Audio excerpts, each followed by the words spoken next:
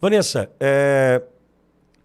eu queria tentar entender a situação que você enfrenta agora. Por mais que eu tente, no exercício de empatia, me colocar no teu lugar, é impossível. É uma esposa longe de um esposo que decidiu deixar o Brasil, entendo de uma forma acertada, porque aqui seria perseguido por um crime que não cometeu. Ao mesmo tempo, esse esposo deixa a sua mulher com 6 filhos, 6 crianças. Eu estou tentando, nesse exercício de empatia, desde quando conheci a tua história, me encontrar, e eu confesso que eu não consigo me imaginar na tua posição. Qual é o momento que você vive agora e como está sendo? Envolve muita aflição. É uma dor que a gente não sabe explicar, porque a gente não vê o ponto final, sabe? Temos que ter muito atos de fé e esperança todos os dias, a todo momento. Porque, como eu disse, a gente não sabe quando tudo isso vai acabar, e o cotidiano, ele é muito exigente. Desde a hora que você acorda, eu preciso acordar muito cedo, acabo dormindo, né? Sempre a última a dormir. Lógico, né? Que eu preciso cuidar de todas as crianças e cuidar da casa, do sustento, buscar alguma forma, né? Para sustentar os nossos filhos, a minha família. Mas a gente está vivendo já há muito tempo, desde os bloqueios, e agora, quando os caminhões todos perderam o licenciamento, não tem mais licenciamento, não pode mais circular. Então, a gente fica... a gente fica assim, procurando alternativas, e a cabeça... não tem como eu não ficar agitada. Por mais que eu queira não ser ansiosa, falando, não, eu tenho que ter calma, fazer o que eu tenho que fazer, tenho que me concentrar, buscando sempre auxílio da graça de Deus, mas é muito difícil. É muito difícil você ver as necessidades dos seus filhos e você tá ali sozinha para se virar, para ter que cuidar deles com alegria, educá-los com amor e firmeza, não deixar que falte o alimento, a roupa limpa, mas também não deixar que falte a segurança, a educação, a alimentação, a saúde e a presença. O que meus filhos mais precisavam nesse momento, mas precisa, é de uma mãe feliz, que eduque bem eles, e a presença do pai, de proteção, de sustento. E eu preciso ser tudo isso. E é muitos momentos que a gente tenta, enxuga as lágrimas, e vai, Vanessa, vai fazer o que você tem que fazer. E assim, eu estou me vendo numa situação com muitas dívidas, porque eu já... Meu salário foi bloqueado em junho do ano passado, junto com o impedimento do licenciamento dos caminhões. E era essas duas as fontes de renda, as nossas fontes de renda. Eu não tinha mais condições de trabalhar fora de casa. Eu tentei por muito tempo home office, já estava naquele... Então, assim, mas eu estava de licença maternidade, porque eu estava iniciando o segundo mês do puerpério do Paulo, e assim, a gente se sente alvejada, porque você não tem muito o que fazer. Apesar de que a gente está entrando, já tem meses que eu estou com processo judicial no STF, e eles não me respondem, eles ignoram simplesmente. Eu não entendo qual é a intenção deles. Eu e os meus filhos nem estávamos lá, e nós estamos sendo penalizados. É uma grande injustiça o que fizeram com o meu marido. O meu marido é inocente, ele não cometeu nenhum crime. Ele só estava lá, e ele nem tinha ido com uma intenção primária de se manifestar, muito menos de fazer arruaça. Mas ele foi levar um carro. que foi alugado em Brasília com um amigo nosso. Ele teve a caminhonete dele roubada em Brasília, e aí ele retornou para Rondônia e ele precisava devolver esse carro para Localiza. E meu marido saiu de casa no dia 6 e era para ser um bate e volta, porque eu estava de resguardo de uma perda gestacional gemelar. Então, assim, eu não estava nem satisfeita que ele fosse, porque eu estava debilitada. Mas era para ser rápido. Quando ele chegou em Brasília, ele não estava nem... umas 2 horas da tarde, ele estava em Anápolis, num restaurante chamado Barriga Cheia, porque ele me mandou a localização. E estava bombando, né, o WhatsApp, informações do que estava acontecendo em Brasília. Eu fiquei muito aflita. Inclusive, né, ele desligou a ligação e eu fui rezar, pedindo auxílio de Nossa Senhora, a proteção. Só que ele chegou lá, já tinha tudo acontecido. Só que, infelizmente, ele deu uma de curioso. Porque, lógico, ele estava em Brasília. E ele subiu a rampa, iniciou os helicópteros jogando bombas de gás. E os policiais conduziram eles para dentro do Planalto. E aí, pronto. De lá para cá, a nossa vida tomou rumos completamente diferentes do que a gente imaginou na nossa vida. E a gente não sabe quando vai ser o fim disso. As crianças são pequenas, então eles precisam de completa atenção das coisas mais simples possíveis. O meu mais velho tem 10 anos, mas eu não há nada, assim, ainda não tenho condições de delegar nada para ele fazer com uma responsabilidade exclusiva. Ele pode até me ajudar em alguma coisa, mas sem uma responsabilidade, porque ele é muito novo. Sim. Sim. E os demais precisam de mim o tempo todo. Então, agora recente, há 2 semanas, eles ainda estão se recuperando. Eu estava com todas as crianças com virose, com febre, delirando. E quando eu me vejo nessa situação, olha, a minha cabeça parece que não vai aguentar, porque eu tenho muito medo. É lógico, a gente confia, a gente busca confiar em Nosso Senhor, mas nós somos fracos. Os senhores sabem que a gente cai, levanta, e é isso que eu estou tentando.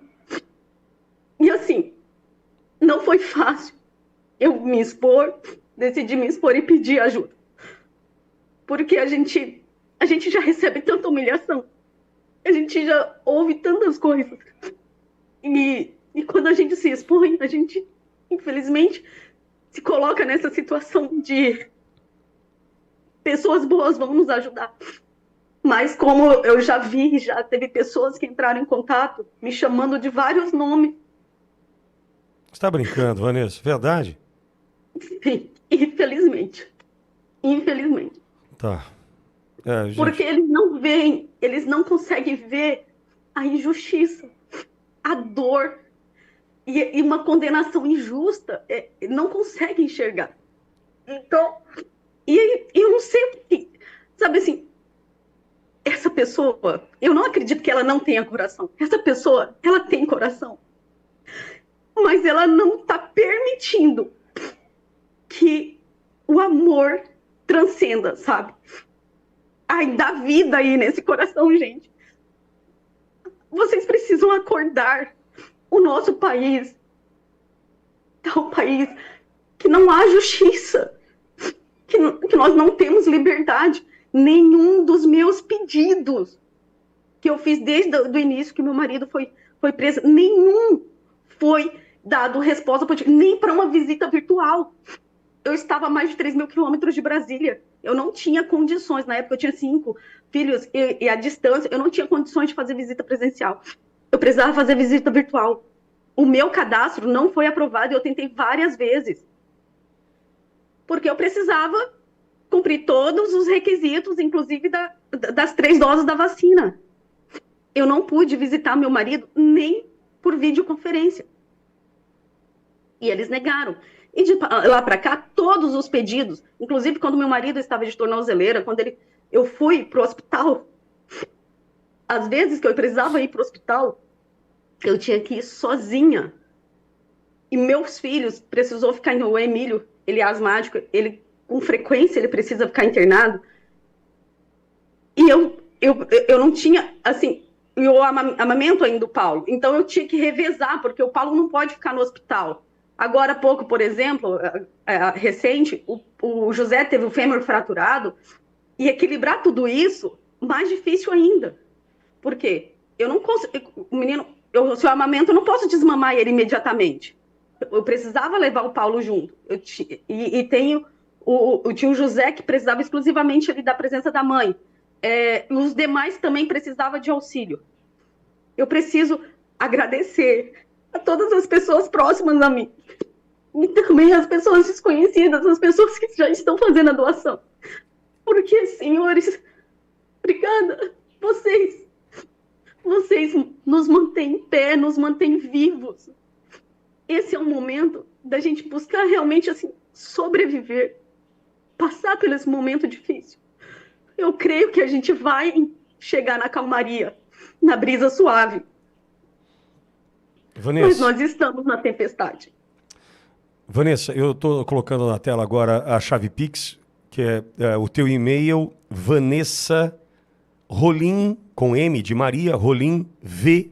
Então, Vanessa Rolim V, @gmail.com é a chave Pix da Vanessa para a gente ajudar, para a gente dar um mínimo de conforto, pelo menos financeiro, né? E mostrar o tamanho do carinho, né? Do amor que a gente já sente por essa família, né? Mesmo sem poder conhecê-la pessoalmente, Vanessa. Certamente aqueles que estão te ouvindo agora já entenderam o tamanho da tua angústia, da aflição e querem te acolher. Quero que você se sinta de alguma forma abraçada, amparada, né? Pela audiência da Auriverde que já está contigo. Você já percebeu isso. Desde ontem, quando a gente começou a campanha por aqui, você já deve ter notado que há um abraço fraternal, há uma cadeia, né, de brasileiros, há um abraço, né, mútuo de muitos te envolvendo agora para tentar te dar um pouco de paz. E é o nosso objetivo nessa campanha que começou ontem e não tem dia para terminar. Enquanto você não disser para mim, Pittoli, pode suspender, eu não vou suspender. O que a gente quer é te dar o mínimo de sossego, pelo menos no quesito, né, dinheiro, para você tocar a tua vida, para você, pelo menos esse problema a gente enfrenta junto contigo. Os demais, muito provavelmente, a gente não consiga em função da necessidade, né? De ser mãe, de cuidar dos seus 6 filhos, né? Do aperto no coração, da saudade do Ezequiel. Muitos, desses problemas que você enfrenta diariamente, a gente não vai conseguir te ajudar, porque é uma questão da Vanessa, mas naquilo que a audiência puder fazer, né, que a Auriverde puder fazer, eu vou até você me dizer assim, ó, Pittoli, não precisa mais. A hora que você me orientar, eu paro. Enquanto você falar para mim, vamos em frente, eu vou continuar com a campanha, porque não é justo. Não é justo o que você está enfrentando. E nós estamos no mesmo Brasil. No Brasil dessa injustiça promovida contra você, contra teu esposo e contra os teus filhos. Então o mínimo que a gente pode fazer é te ajudar, é te estender a mão. E eu gostaria muito que você se sentisse abraçada agora, viu, Vanessa? Obrigada. Obrigada, porque realmente é um abraço. É mais que um abraço. Obrigada por todo esse apoio, pela ajuda. Isso é algo que vai ficar na história da minha família. O quanto que nós fomos e nós somos socorridos pelos civis, pela população do Brasil, me faz amar mais ainda o meu país.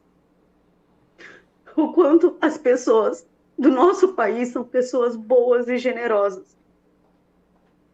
Muito obrigada. Muito obrigada. E rezem por nós, senhores. E assim, Vanessa, pode parecer pequeno o que eu vou lhe dizer, né? Mas eu tenho hoje, já não posso dizer crianças mais. Tenho um garoto de 13, completou aniversário ontem, 13 anos, Miguel, e tenho uma menina de 18 anos. Então são fases diferentes dos teus. Embora a gente tenha vivido todas essas fases, né, dos nossos filhos, né, dessas crianças, São fases hoje diferentes, né? Mas eu na condição de pai e provedor, né, que a gente é, como você colocou do Ezequiel, eu fico pensando assim, ó, hoje de verdade, pode parecer um pensamento tão pequeno, tão imediatista, né? Mas eu fico imaginando os teus 6. Fala o nome dos teus. Eu já peguei José, Emílio, Paulo. Aí tem o Francisco, a Maria e a Ana. Certo. Então, eu imaginei os 6, né? Eu fico imaginando assim, o que eles gostariam o prato preferido deles hoje, sabe? Para colocar na mesa, sabe? Eu fico imaginando assim, pô, deve ter. Porque criança. A humildade da criança, né, singela que é aquela criança, muitas vezes numa loja de brinquedo, vai lá e escolhe o brinquedo mais barato, uma bola, né, uma boneca, tal. Eu fico tentando aqui, né, nesse imediatismo de pai, de querer colocar na mesa, né, ó, tá aqui o presente, tá aqui. Eu fico imaginando assim, o que a Vanessa vai fazer hoje, né, com o que está entrando agora dessa ajuda. O que será que a Vanessa vai fazer hoje? Pelas crianças, não pelo amor, não pela roupa, não pela escola, não pelo sapato, as coisas do dia a dia. Mas sabe, Vanessa, eu estou tentando a condição de pai aqui, imaginar o que você vai fazer por eles hoje, né? Que presente será que vem hoje, sabe? Porque tem que vir para mostrar o seguinte, não pela questão material, sabe, Vanessa? Eu vou tentar ser claro, mas para mostrar o seguinte, turminha, senta aqui, ó. Tá vendo isso aqui? Isso aqui é porque o papai é amado, isso aqui é porque a mamãe é amada, e vocês são amados por um Brasil que está nos ajudando hoje. É para dar um sentido na vida dessas crianças assim. São tempos difíceis, mas não estamos sozinhos. É nesse sentido que eu tenho tentado aqui me exprimir da melhor forma possível, Vanessa, para você entender que não é dinheiro, não é o material. Mas é a sensação de acolhimento, sabe? É a sensação assim, molecada, vem cá. Ó, a gente ganhou um presente aqui, é presente de um Brasil que nos ama, é um presente de um Brasil que está nos acolhendo agora, e a gente vai passar. Eu sei que são dias que não voltam mais. O 17 de junho de 2025, sem o Ezequiel, não vai viver mais, não tem mais esse dia. Mas ele voltará. Ele voltará com a certeza de que o que nós pudemos fazer por ele, eu na condição de pai digo isso, para dar paz para esse pai que está longe, a gente vai fazer, viu, Vanessa? Obrigada. Quando eu citei que nós fomos condenados, eu fui e meus filhos fomos condenados por algo que nós nem estávamos lá, é porque nós estamos sendo penalizados de fato, assim, juridicamente falando, nós estamos pagando uma pena de algo que nem meu marido cometeu, porém tá passando para os outros. O meu salário bloqueado, esses veículos que pertenciam ao meu marido, alienados, que agora, como eu sou cônjuge e avalista, o nome dele negativado também negativa o meu.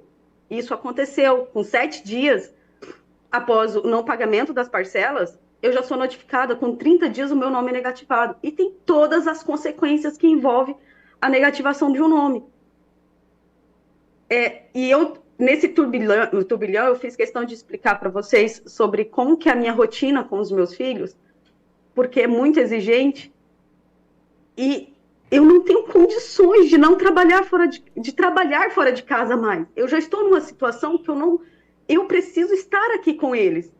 Então eu acabo precisando ainda mais da ajuda das pessoas. Porque, imagina, são 6 crianças pequenas, até se fosse para mim encontrar uma outra pessoa para cuidar, gente, a gente tem muita dificuldade de encontrar, porque requer muito cuidado. É muito exigente. A minha cabeça, eu fiquei um tempo com acompanhamento psiquiátrico e até acho que eu deveria voltar, porque a minha cabeça parece que eu não tenho mais a mesma cabeça de antes. O meu raciocínio já não é mais o mesmo. A minha memória também não. E a gente vai vendo que vai morrendo muita coisa em nós. E a gente vai ficando mais limitado nas possibilidades. Quando a gente vem agora com esse pedido de auxílio e a gente vê a bondade das pessoas, é como se a gente tivesse um refrigério dentro da gente. Um alívio de saber que nós, apesar de tão difícil que é a nossa vida, diante do contexto que nós estamos vivendo, eu posso contar com vocês. Eu posso contar com o povo brasileiro.